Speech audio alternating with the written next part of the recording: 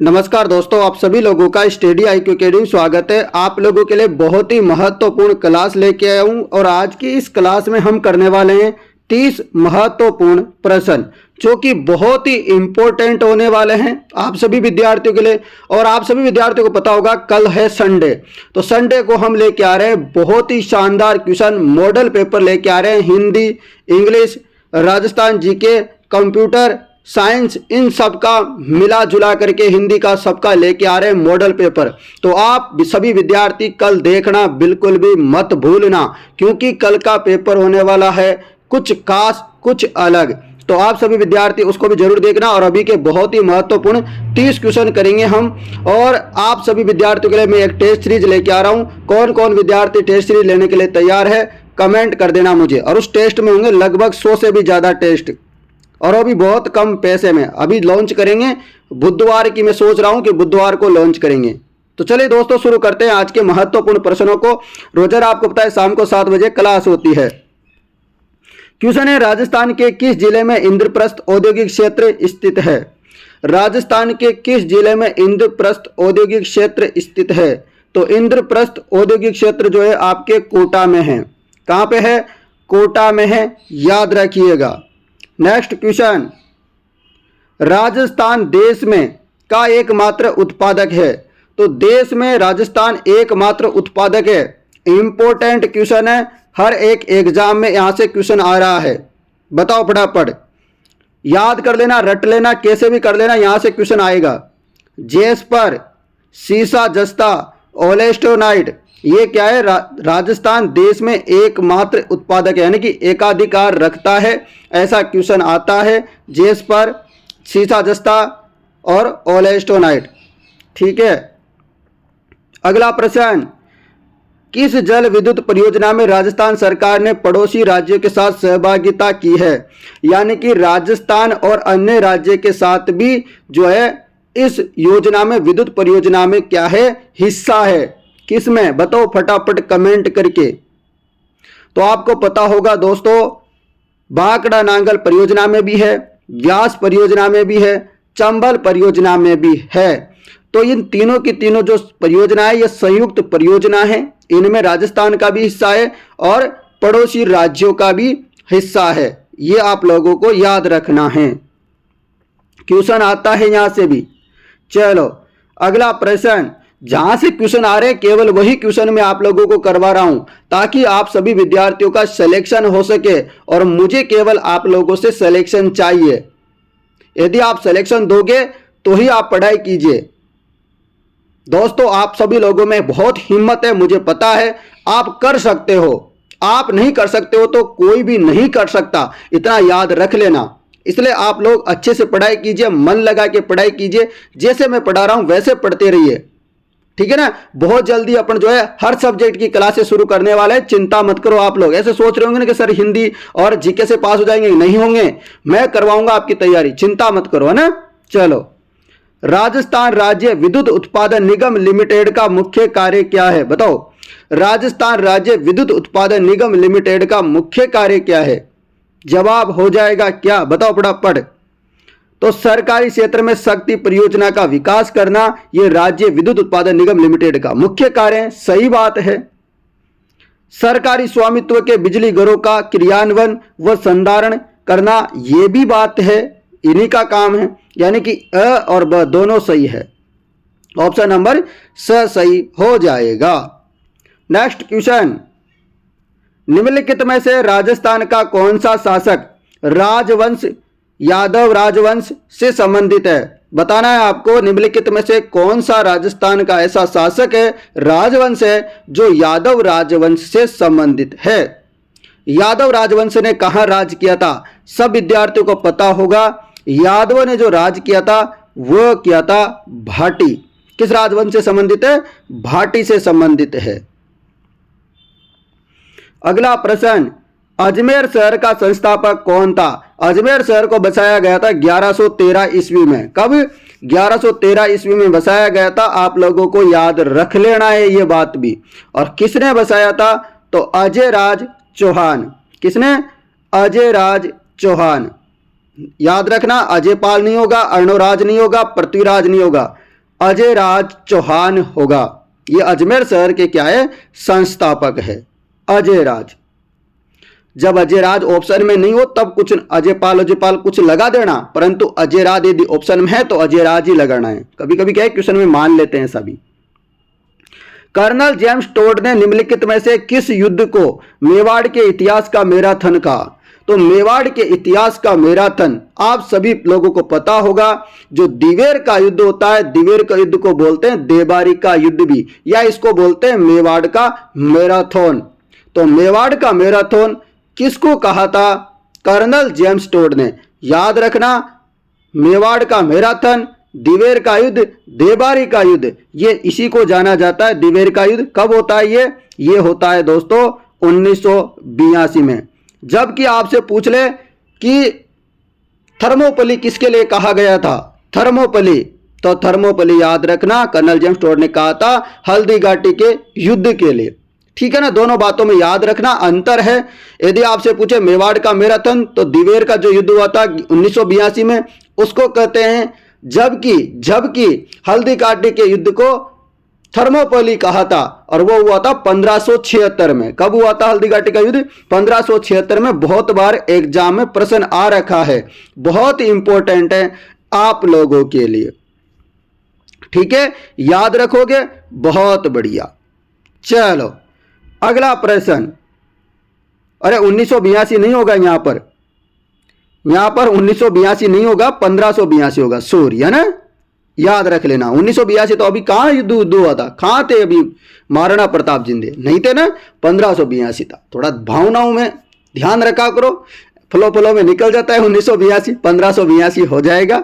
चलो बहुत बढ़िया। प्रश्न है अगला, किस समाचार पत्र के माध्यम से विजय सिंह पथिक ने बिजोलिया किसान आंदोलन को भारत में चर्चित बनाया? किस समाचार पत्र के माध्यम से विजय सिंह पथिक का नाम क्या मिलता है? भूप सिंह। याद रख लेना, इनका नाम भूप सिंह भी है।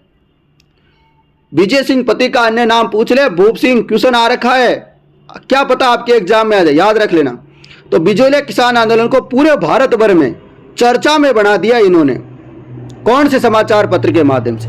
तो प्रताप समाचार पत्र के माध्यम से विजय सिंह पथिक ने दोस्तों जो है बिजोलिया किसान आंदोलन को चर्चित बना दिया। और प्रताप समाचार पत्र को निकालते कहां से थे? कानपुर से। कौन से? कानपुर, उत्तर प्रदेश से। कौन निकालते थे? शंकर विद्यार्थी। कौन? शंकर विद्यार्थी। तो इतनी सारी बातें आप जो है याद रखना। और जो बिजोलिया आंदोलन है 44 सालों तक चला था, ये भी आप लोग याद रखना। 1897 से लेके 1941 तक चलता है ये। ठीक है ना, चलिएगा। क्वेश्चन है आपके लिए अगला, लीजिएगा, ये रहा।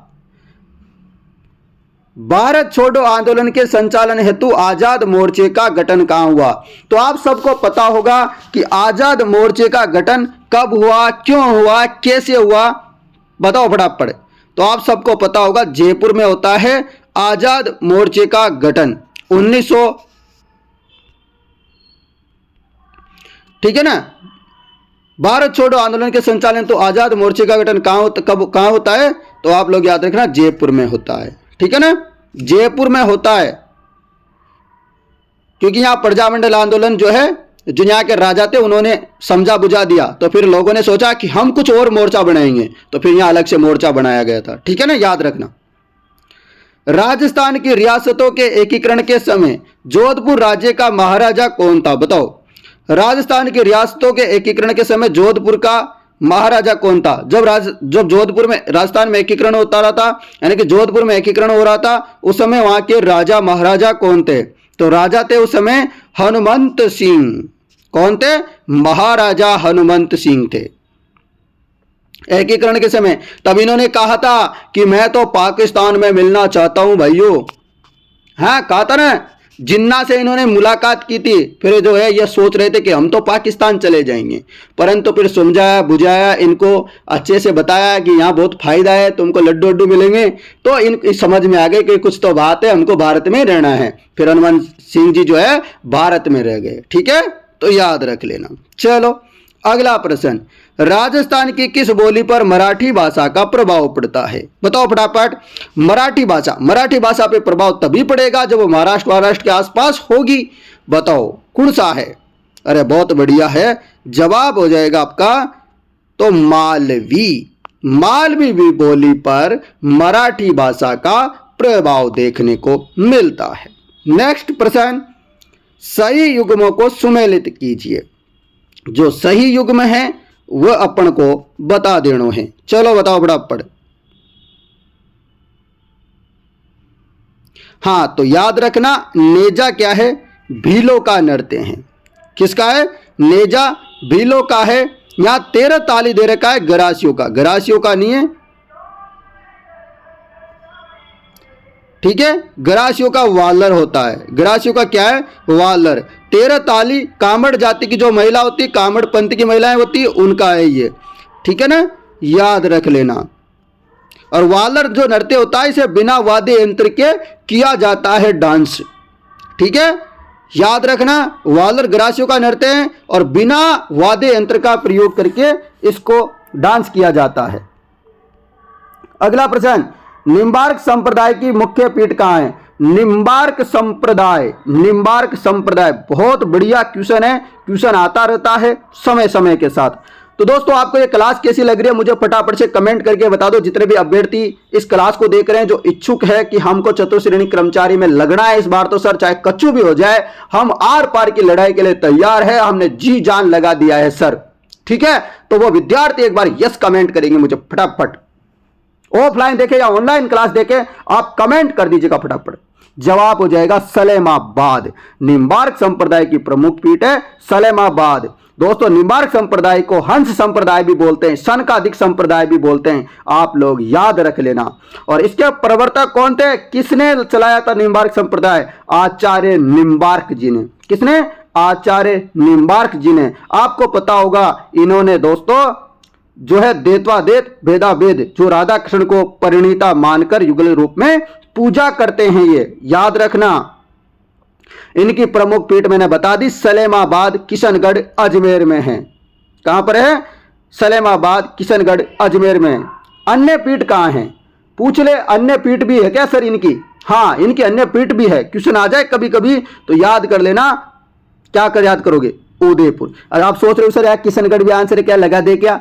आप लगाओगे ऐसे, एग्जामिनर लगाएगा ऐसे, तो आपको सलेमाबाद दिखे तो पहले सलेमाबाद लगाना है। यदि सलेमाबाद ऑप्शन में नहीं हो तो फिर किशनगढ़ की तरफ जाना है ना। समझ गए बात को? बहुत बढ़िया, अच्छे बच्चे हो, समझ जाएगा करो। और ऐसे आपको सही करके आना है। जब एग्जाम में बैठोगे ना, एक एक क्वेश्चन आपका सही होना चाहिए, मुझे आपसे और कुछ नहीं चाहिए।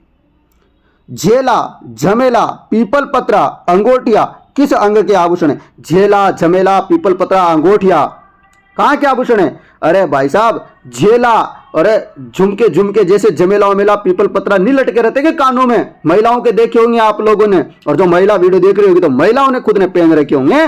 तो याद रखना ये कान के आभूषण हैं। झेला, झमेला, पीपल पत्रा, अंगोठिया कान के आभूषण है भाई साहब। चलो बहुत बढ़िया। चलो अगला प्रश्न है, जयपुर का परंपरागत शिल्प क्या है? जयपुर का जो परंपरागत शिल्प है वह क्या है? तो वह है ब्लू पोट्री। कौन सी पोट्री? ब्लू पोट्री है, ठीक है। ब्लैक पोट्री पूछ ले तो कोटा आंसर लगा देना। चलो अगला प्रश्न, इसे आप छोड़ दीजिएगा, हाँ इसे को करिए। राजस्थान पंचायती राज अधिनियम 1953 को किस वर्ष में संशोधित किया गया? यह क्वेश्चन क्यों इंपॉर्टेंट बन रहा है इस समय? क्योंकि आप लोगों को पता होगा अभी पंचायत राज के चुनाव चर्चाएं चल रही है।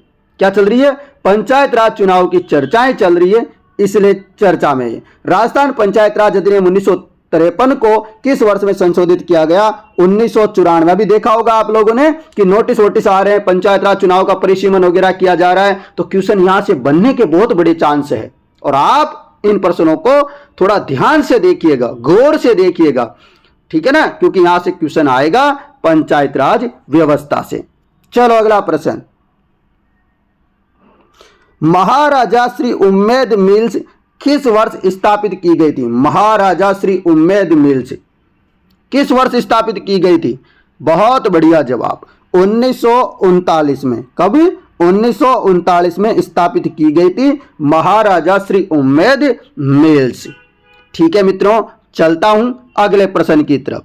लो, ये रहा, समन्वित जल ग्रहण प्रबंध कार्यक्रम का नाम परिवर्तन करके क्या कर दिया है? समन्वित जल ग्रहण प्रबंध कार्यक्रम था पहले, इसका नाम बदल दिया है, नाम रख दिया है प्रधानमंत्री कृषि सिंचाई योजना। कौन सी योजना? प्रधानमंत्री कृषि सिंचाई योजना। नेक्स्ट प्रश्न, अच्छा क्वेश्चन, इंपॉर्टेंट क्वेश्चन। सूखा संभावित क्षेत्र कार्यक्रम कब प्रारंभ हुआ था?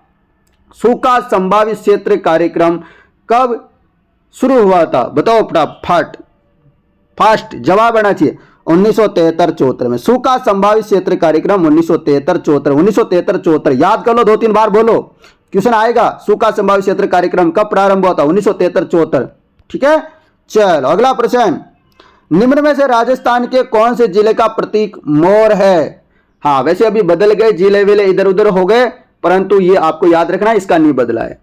निम्न में से राजस्थान का कौन से जिले का प्रतीक मोर है? तो मोर, तो अजमेर से मेर मेर मेर कर करके मोर मत लगा देना, गलत हो जाएगा। तो मोर किसका प्रतीक है? भीलवाड़ा का। जबकि अजमेर का पूछ ले तो खड़मोर होगा। कौन सा मोर? खड़मोर।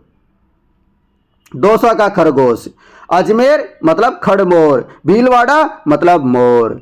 ठीक है, याद रख लेना। चलो अगला प्रश्न, ये रहा, मुकुंदरा हिल्स नेशनल पार्क को राजस्थान ने तीसरा राष्ट्रीय उद्यान कब घोषित किया था? पता है आपको, राजस्थान में 5 राष्ट्रीय उद्यान हो गए आप कुल मिलाकर के, ठीक है ना, परंतु तीसरा पूछा गया है यहां पर।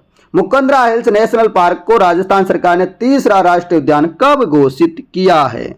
याद रखना है 9 जनवरी 2012 के मायने। कब? 9 जनवरी 2012 इसका सही जवाब होगा। ये कौन कौन से जिले में विस्तृत है? तो कोटा में है, झालावाड़ में है, चित्तौड़ में है, बूंदी में है, याद रख लेना।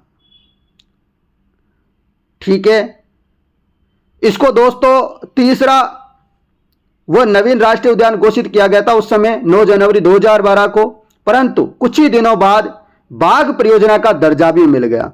और आपको पता है बाघ परियोजना 5 हो गई है ना। हाँ, तो बाघ परियोजना का, तीसरी बाघ परियोजना का दर्जा मिल गया था इसको 10 अप्रैल 2014 को। यह भी क्वेश्चन आ जाता है, 10 अप्रैल 2013 को इसको बाघ का दर्जा मिला था और 9 जनवरी को नेशनल पार्क का। ठीक है ना, याद रखना। अभी 10 अप्रैल 2013 को इसको मिला। उसके बाद आपको पता है चौथा टाइगर रिजर्व भी मिल गया है, रामगढ़ विषधारी अभ्यारण्य मिल गया बूंदी में। उसके बाद 5वां भी फिर मिल गया, 5वां मिल गया करौली धौलपुर वाला, तो वो भी याद कर लेना। नवीन कौन सा है? करौली धौलपुर वाला। इंपॉर्टेंट है कि नहीं है? तो बस याद कर लेना। दोस्तों आपको पता है जो मुकुंदरा हिल्स जो नेशनल पार्क है, इसके अंदर ही अबली मिनी का महल भी है। हीरामन तोता यानी कि जो गागरो तोते उसके लिए प्रसिद्ध है मुकुंदरा हिल्स नेशनल पार्क। कत्ता किस वृक्ष से निकाला जाता है? बताओ। कत्ता जो निकाला जाता है वह खेर के वृक्ष से निकाला जाता है। किससे? खेर के वृक्ष से निकाला जाता है खत्ते को। और खत्ते को कौन सी जनजाति निकालती है, कौन सी जाति निकालती है? तो वह जनजाति है खथोड़ी। कौन सी? खथोड़ी जनजाति जो है खेर के वृक्ष से खत्ता प्राप्त करती है। और किस पद्धति से करती है, किस तरीके से करती है, ऐसा भी क्वेश्चन आ रखा है, फिर से आने की संभावना है। और मैं कोई भी संभावना छोड़ना नहीं चाहता, मैं नहीं चाहता कि आपका सिंगल नंबर भी कट जाए। तो खथोड़ी जनजाति हांडी प्रणाली से, कौन सी प्रणाली से? हांडी पद्धति यानी कि हांडी प्रणाली से कत्ता तैयार करती है। आपको याद रखना है कि कत्ता सर्वाधिक किन किन जिलों में मिलता है?